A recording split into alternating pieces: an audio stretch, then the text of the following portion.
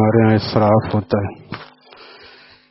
نبی علیہ السلام ارشاد فرماتے ہیں، حضرت سعد وضو فرما رہے تھے نہر کے کنارے، اس زمانے میں ایسا پانی ایسے ہی ہوتا تھا، نلکوں میں پانی نہیں آیا تھا۔ اکبر کے زمانے میں جب نل میں پانی آیا تو اکبر الہ آبادی نے کہا تھا کہ پانی پینا پڑا ہے پائپ کا اور حرف پڑھنا پڑا ہے ٹائپ کا۔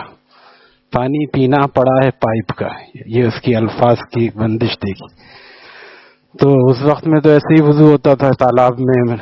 آپ نے وہاں بھی فرمایا یہ کیسا اسراف ہے؟ تو انہوں نے پوچھا فی الوضو اسراف ہے، کیا وضو میں بھی اسراف ہوتا ہے؟ فرمایا ہاں۔ یہ کیوں سکھایا جا رہا ہے؟ تاکہ جب الگ پانی ہو تو اس میں اسراف نہ ہو۔ نبی علیہ السلام جس برتن سے وضو کرتے تھے، حضرت مولانا مظہر صاحب دامت برکاتہم کو اسی قسم کا برتن مٹی کا وہیں سے حرمین سے کسی نے دیا تھا۔ آدھا سیر پانی اس کے اندر آتا ہے، آدھا سیر، آدھا لیٹر گویا کہ اس میں وضو فرماتے تھے، اور اس کے 2-3 میں آپ غسل بھی فرما لیتے تھے۔ یہ آپ کی خصوصیت تھی یا اتنا زیادہ کفایت شعاری؟ اس زمانے میں پانی کم بھی تھا، مشکل سے ملتا تھا۔ ہمارے یہاں کتنا اسراف ہوتا ہے، بس پانی بہاتے ہیں تو بہاتے ہیں، اتنا تیز کھول دیتے ہیں۔ کل میں گزر رہا تھا، میں سمجھا پانی گر رہا ہے کہ اتنی تیز آواز آئی وضو خانے سے، دیکھا تو ایک صاحب وضو کر رہے ہیں، یعنی پوری طرح کھول دیتے، اور چاہے اسی حالت میں پھر مسا بھی ہو رہا ہے، پانی گر رہا ہے۔ ہمارے یہاں تو ابھی اتنی جدت آئی نہیں ہے۔ سعودی عرب میں آپ جہاں بھی جائیں سینسر لگے ہوئے، ہاتھ جب آگے کریں گے تبھی وہ نل کا چلے گا، ورنہ چلے گا بھی نہیں، تاکہ پانی بلا وجہ ضائع نہ ہو۔ وہ صحیح استعمال بھی کرتے ہیں اور ضائع کرنے کی چیزوں سے بچتے بھی ہیں۔ کہیں دوسری چیزیں بھی لگی ہیں، لیکن ہمیشہ کوشش کرنی چاہیے کہ وضو میں اسراف نہ ہو، پانی زیادہ خرچ نہ ہو۔ کیا ہے بھئی، اپنا ہمارا پانی ہے، بتا رہا ہوں، اسراف ہر چیز میں ہے۔ ہم اگر بجلی کا بل بھی دیتے ہیں تب بھی بجلی زیادہ استعمال کرنا فضول، بلا وجہ لائٹ، دوسرے کمرے کا پنکھا چلا ہوا ہے، لائٹ جلی ہوئی ہے، اس کے سے بل زیادہ آتا ہے۔ تو بل اگر دے بھی رہا ہے آدمی تب بھی فضول خرچی کی وجہ سے گناہ ہے، اور چھوٹا گناہ نہیں، گناہ کبیرہ ہے۔ جس کو قرآن منع کر رہا ہے اس کے خلاف کرنا گناہ کبیرہ ہوتا ہے۔ وَلَا تُبَذِّرْ تَبْذِيرًا، فضول خرچی مت کرو۔ فَإِنَّ الْمُبَذِّرِينَ كَانُوا إِخْوَانَ الشَّيَاطِينَ، فضول خرچی کرنے والے شیاطین کے بھائی ہیں۔ تو پانی میں بھی فضول خرچی سے آدمی بچے، نل کو ہلکا کھولے اور ہاتھ کو مل کے دھوئے۔ ہمارے یہاں بہاتے ہیں اور پانی یوں گر جاتا ہے، بعض دفعہ جو گیلا ہونا چاہیے جسم گیلا نہیں ہوتا، اس لیے مل کے دھوئے۔ کوہنیوں کو خاص کر اچھی طرح ملے اور یوں کر کے پانی اوپر کی طرف لانا، یہ سنت ہے۔ بہت سے لوگ نل کے نیچے یوں رکھ دیتے ہیں، جائز ہے، وضو تو ہو جائے گا۔ ہمارے امام صاحب کے نزدیک کوئی بارش میں کھڑا ہو جائے، پوری طرح گیلا ہو جائے، وضو ہو جاتا ہے اس کا۔ وضو تو اتنی آسان چیز ہے، کسی نے ڈبکی لگا لی نکل گیا وضو۔ لیکن جو سنت کے مطابق وضو ہے، اب کوئی پہلے پیر دھوئے اور پھر ہاتھ دھوئے پھر منہ دھوئے، وضو ہو جائے گا، سنت کا ثواب نہیں ملے گا۔ سنت کس طرح ہے؟ پہلے ہاتھ کا دھونا، ٹھیک ہے، پہلے ہاتھ دھونا، پھر کلی کرنا، کلی کے ساتھ مسواک کرنا۔ ابھی میں روایت دیکھ رہا تھا، لولا اشق امتی، اگر میری امت پر شاق نہ ہوتا، لامرتم بالسواک، تو میں مسواک کو ضروری قرار دیتا، عند کل صلاۃ، ہر نماز کے وقت میں ضروری قرار دیتا۔ لیکن ضروری قرار نہیں دیا، اس لیے ہمارے لیے ضرورت نہیں ہے، ہم تو گناہ تو ہے نہیں، چھوڑنا گناہ نہیں ہے، لیکن ثواب سے محرومی بھی تو ہے۔ تو ہر نماز آپ یہ چاہتے تھے کہ ہر مسلمان ہر وضو کے وقت میں مسواک کرے۔ فرمایا السواک مطہر للفم، منہ کو خوشبودار کرتی ہے، منہ کو خوشبودار کرتی ہے، ومرضات للرب، اور اللہ تعالی کی خوشنودی کا سبب ہے۔ تو یہ ہاتھوں کو اس طرح 3 مرتبہ اس طرح کر کے دھونا، اور ناک میں پانی ڈالنا، ہمارے کیا کہتے ہیں، اشارہ کرتے ہیں یوں 3 مرتبہ ناک میں پانی ڈال کے چھنکنا، یہ صفائی ہے اسلام کی، اس کو استنشاق کہتے ہیں، عربی میں اس کو استنشاق کہتے ہیں، ناک میں پانی ڈال کے پھر چھنکنا، یہ نظافت ہے اسلام کی۔ کلی کرنا، روزہ نہیں ہے تو غرغرہ بھی کرنا 1 مرتبہ، یہ سب سنتیں ہیں۔ روزہ ہے تو غرغرہ نہ کرے، نیچے منہ کر کے صرف کلی کرے، لیکن اسی لیے منہ کو صاف رکھنا، اور اسی لیے یہ بھی فرمایا نبی علیہ السلام نے، جب آدمی وضو کرتا ہے، من توضع، بخاری شریف کی روایت، من توضع فاحسن الوضو، جب آدمی وضو کرے اور اچھی طرح وضو کرے، اچھی طرح یہ اہتمام کے ساتھ، کوہنیاں، ورنہ بعض دفعہ کیا ہوتا ہے ایڑی بھی جلدی جلدی میں دھویا، اوپر سے پانی گرا لیا، ایڑی خالی رہ گئی، نیچے جو ہے بعض دفعہ پھٹا ہوا ہوتا ہے، مل کے دھونا چاہیے، پھٹا رہتا ہے اس کے اندر پانی نہیں جاتا۔ اسی طرح انگلیوں میں یوں کر کے، پیر کی انگلیوں میں بھی، ہاتھ کی انگلیوں میں یوں کر کے، اور پیر کی انگلیوں میں چھگلیا سے، چھوٹی انگلی سے ساری انگلیوں کے اندر یہ خلال کرنا۔ فرمایا خللوا اصابعکم، اپنی وضو کے دوران اپنی انگلیوں میں خلال کیا کرو، اس سے پہلے کہ دوزخ کی آگ اس میں خلال کرے۔ یعنی اگر وضو نہیں ہوگا تو نماز نہیں ہوگی، نماز نہیں ہوگی تو دوزخ کی آگ اس میں خلال کرے گی۔ لہذا اس کو معمولی نہیں سمجھنا چاہیے۔ تو احسن الوضو کیا ہے کہ بہترین وضو کرے فاحسن الوضو، اور بہترین وضو کرے تو کیا ہوتا ہے، اللہ تعالیٰ اس کے گناہوں کو معاف فرما دیتے ہیں، صغائر گناہ وضو کے ذریعے سے معاف ہو جاتے ہیں۔ خرجت خطایاہ من جسدہ، خرجت خطایاہ، نکل جاتے ہیں اس کے جسم سے گناہ، جہاں جہاں وضو کا پانی لگتا ہے، ظاہر سے جیسے مٹی لگی ہو تو مٹی دھل جاتی ہے، اسی طرح یہ جو گناہ ہے باطنی چیز ہے، یہ ہمیں نظر نہیں آتا لیکن یہ دھل جاتا ہے۔ حضرت امام ابو حنیفہ رحمہ اللہ تعالی اتنے متقی تھے کہ بعض دفعہ تقویٰ کی وجہ سے یہ کشف زیادہ ہونے لگتا ہے اور کرامت کا صدور ہوتا ہے کشف، تو وہ امام صاحب رحمہ اللہ تعالی جب کوئی وضو کر رہا ہوتا تھا تو اس کے وضو کا دھلتے ہوئے پانی میں اس گناہ کو دیکھ لیتے تھے جو گناہ دھل کے جا رہا ہوتا تھا۔ کوئی غسل کر رہا ہے، سمجھ جاتے تھے کہ غسل جائز کر رہا ہے یا ناجائز کام کر کے غسل کر رہا ہے۔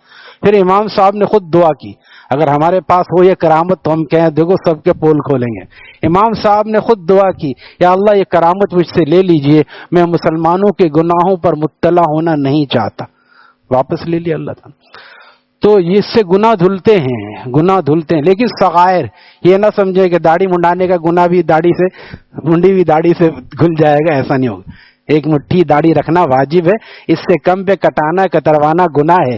اس کو سمجھے بھی، آگے سمجھائیں بھی، بہت سو کو پتہ نہیں ہے اس لیے بار بار بتاتے ہیں۔ ہر مجلس میں کوئی نیا آدمی ہوتا ہے بعض دفعہ، اور ایسا بھی ہوا کہ ایسا بتایا گیا، ایک آدمی نے بتایا، ہمارے حضرت والا کے خلیفہ بتا رہے تھے، ایک آدمی نے دوسرے آدمی کو بتایا کہ بھئی میں نے سنا ہے اس کی داڑھی نہیں تھی، میں نے سنا ہے داڑھی رکھنا واجب ہے۔ تو اس نے کہا کہ اچھا میں نے تو ابھی تک نہیں سنا، بہت سو کو ابھی تک پتہ ہی نہیں مسلمانوں کو، تو چلو تم نے بتایا تو آج سے میں ارادہ کر لیتا ہوں۔ بتانے والے نے ابھی نہیں رکھی، سننے والے نے پہلے رکھ لیا۔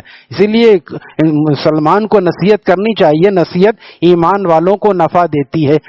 تو وضو میں سنت کا اہتمام کریں کہ پانی کا اسراف نہ ہو، اور اسی طرح ہر کام سنت کے مطابق ہو جائے۔ بتا رہا ہوں ہاتھ یوں بھی دھل سکتا ہے لیکن ہاتھ کو یوں کر کے پانی لے کے اوپر سے نیچے کی طرف کرنا اور ان مساموں کو ملنا۔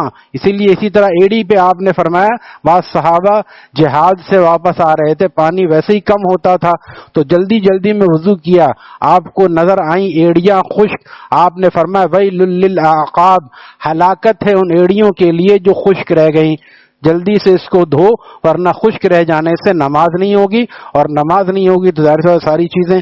اس لیے وضو میں کوشش کرنی چاہیے کہ آدمی اچھی طرح وضو کرے۔ اور آپ علیہ السلام نے ارشاد فرمایا کہ میں تمہیں وہ چیز نہ بتاؤں کہ جو گناہوں کو دھونے والی، معاف کرنے والی ہو اور درجات کے بلند کرنے والی ہو، میں وہ چیز نہ بتاؤں؟ صحابہ نے عرض کیا ضرور بتائیے۔ آپ نے فرمایا جب کہ ناگوار ہو اس وقت میں وضو کرنا، اچھی طرح وضو کرنا۔ اب جیسے ہم یہاں سے چلے گئے، اب اشراق کا وقت ہوا، جاگے ہوئے، اب وضو ٹوٹ گیا، اب یہاں پہ ناگواری ہوتی ہے کہ 4 رکعت کے لیے پھر وضو کرنا پڑے گا، پھر وضو کرے تو اس سے مزید گناہ معاف ہوں گے، درجات بھی بلند ہوں گے۔ اس دوبارہ آدمی وضو کرے نفل کے لیے یا کسی بھی ایسے وقت میں، اور خاص کر جیسے آدمی عام دنوں میں فجر کے لیے اٹھتا ہے، اگر ٹھنڈا پانی ہے، ابھی پچھلے دنوں سردی کیسی تھی، گیس نہیں آ رہی ہے، ٹھنڈے پانی سے وضو، لیکن ناگواری تو ہے لیکن اس سے گناہ بھی معاف ہوتے ہیں اور درجات بھی بلند ہوتے ہیں۔ اور فرمایا کہ میری امت کے لوگ جب قیامت کے دن آئیں گے تو ان کے چہرے وضو، اعضائے وضو چمک رہے ہوں گے، پہچان لیے جائیں گے۔ اعضائے وضو جہاں جہاں وضو کا پانی لگتا ہے یہ کوئی چیز بیکار نہیں جاتی، یہ سب چیزیں لکھی جا رہی ہیں. ہم سمجھتے ہیں وضو کر لیا کوئی ایسی بات نہیں، وضو کرنا نیکی ہے.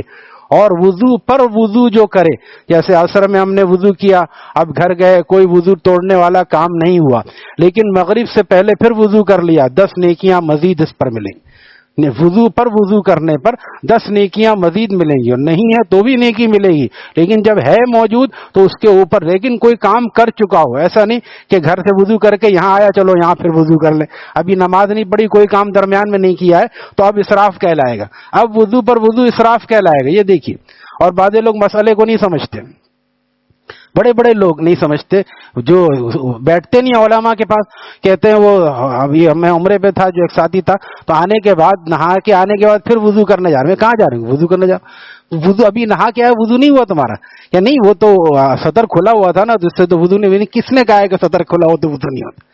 جب آدمی نہاتا ہے تو نہانے کی سنت دیکھیے، پیارے نبی صلی اللہ علیہ وسلم کی پیاری سنتوں میں ہمارے شیخ نے اس کو نقل کیا ہے، اور جہاں بھی دیکھیں گے یہی ملے گی کہ سب سے پہلے آدمی ہاتھ دھوئے، سب سے پہلے ہاتھ کو گٹوں تک دھوئے، پھر کلی کرے، غرغرہ کرے جب اگر روزہ نہیں ہے، اور اس کے بعد ناک میں پانی ڈالے، پھر پورا منہ. یہ آدھا وضو تو ہو گیا.